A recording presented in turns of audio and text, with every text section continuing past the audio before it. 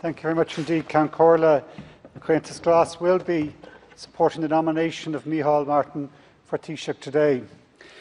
The Irish people may well question why is it taking us 5 months almost to get to this point.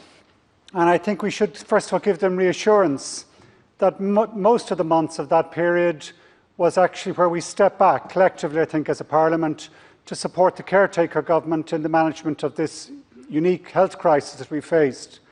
And I would like to pay tribute to the outgoing Taoiseach, Leo Varadkar, his ministers, the public servants and the Irish people more than anything else in terms of the way we have done that. I think we've shown our strength as a country, as terrible as the loss has been, in loss of life, loss in so many different ways.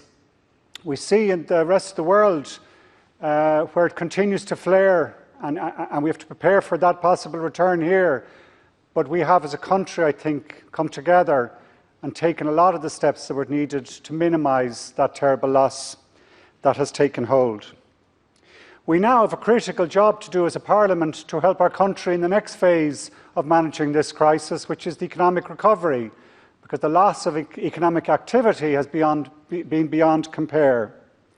And I believe that Micheál Martin is actually perfectly qualified to lead the government in trying to take on that task. I believe that because of his experience in a range of different ministries, in foreign affairs, in enterprise, in education, elsewhere it was set out in some of the speeches that were given earlier. I know from direct experience he's someone who is calm in a crisis and is good-humoured and has a value of social justice in his very core and is forward-looking as a man in anything I've heard him speak over the years. He's thinking ahead and is not closed to new ideas and new ways of doing things. That, I think, qualifies him for this difficult task that he and the rest of the upcoming government face. I believe we have a good plan to try and address this huge challenge. The programme for government maybe doesn't include everything that might want or is subject to criticism, and it will be certainly subject to change, and the real test will be in the delivery rather than in the writing of it. But it does provide, I believe, a good plan, an immediate stimulus. We get down to work on Monday morning, first thing, we have to start preparing a plan to get people's jobs back straight away. We borrow for that. We borrow on our good name internationally, and we continue borrowing to invest in the future for our people and our country. To invest first and foremost in homes for our people, and homes that are bright and that are warm and that are affordable, homes that are close to where people might, so that you can walk to school or to the shops or to work. Homes where you could think and have the secure knowledge that I could raise a family is what we have to build for our people. That is the message, I believe, from our election. And we also have to build a public health system, build on our public health system, build up our public health system, build on the good work we've seen done, particularly in recent months, in how being clever and efficient and flexible and fast in how we deliver services for our people. But it's public health, because all our health is guaranteed when everyone else's health and security is provided for. And yes, it is a programme for government and a plan which wants and will invest in climate action, because that is what we need to do as a people. That's what the world needs to do this time, for our security will be absolutely ruined if the natural world is rent apart, which is the course we are currently set upon. We have to use everything. It's action stations time to avoid that and to play our part and to try to avoid it.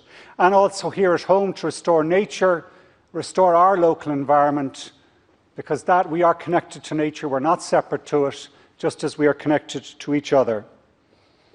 To do that, we have to invest in a completely new energy system, which is going to be where the new economic opportunity lies, which is where we will be able to invest and create jobs and create a secure economic future, because we will be relying on our own resources. I think that ambition goes back to the core founding principles of this state, managing our own resources for our wealth and security into the future.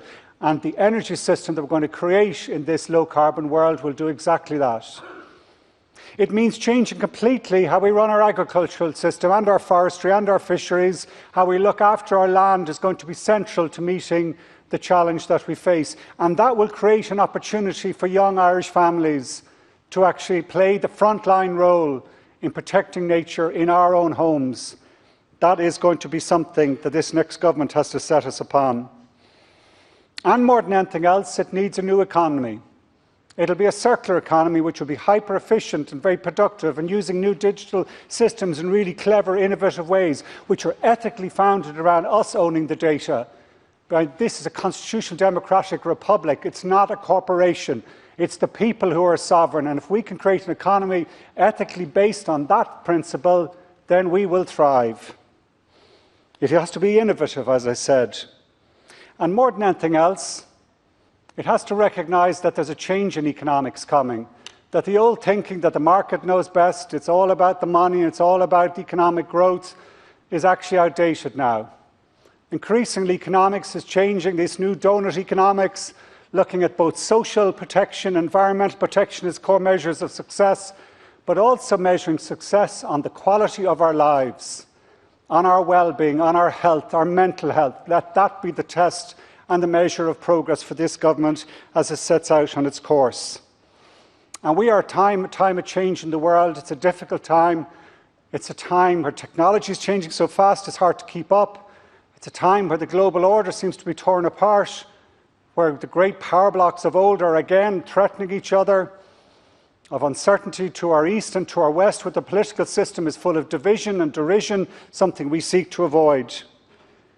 We have an opportunity as a Parliament and as a country to hopefully provide a slight beacon of light in these dark and difficult times.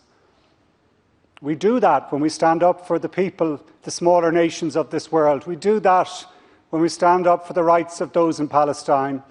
We do that when we stand up in the United Nations, where we help negotiate the Sustainable Development Goals. We do that when we reflect that here at home by being welcoming to all visitors, that this is a safe country for refuge. This is a country where we don't tolerate discrimination or racism of any kind. We can, in these difficult times, be an island that tries to show a bit of integrity. Listen, we're not perfect. We all know it. But we're not the worst country in the world. And it's our duty to try and stand up and be as best we can in the political system for our people, and also maybe just to provide a light in the world in these dark and difficult times. That sounds a bit big, a bit bold, a bit ambitious, but why not on this day, as we try to form a government, set ourselves a big task? I'd like to thank the two parties who've negotiated with us. They did it in a fair and honest way. We look forward to working them as best we can. Look forward to working with the opposition. We don't believe in politics of division. Well, we'll start by cooperating in every way we can, being as open as we can in government, trying to answer every question in as truthful a way as possible, engaging the opposition. Let's use our committee. Count Corla, I think the outgoing Dáil showed a lot of real strengths in how it actually, even if it was a minority, it was very difficult to govern, but we should keep some of the good things in that time, some of the collaboration we saw in those committees, the likes we saw in Sláinte Care Committee and the Climate Commission, and I could go on. Let's keep up that work for our people, collectively together. Gur magat.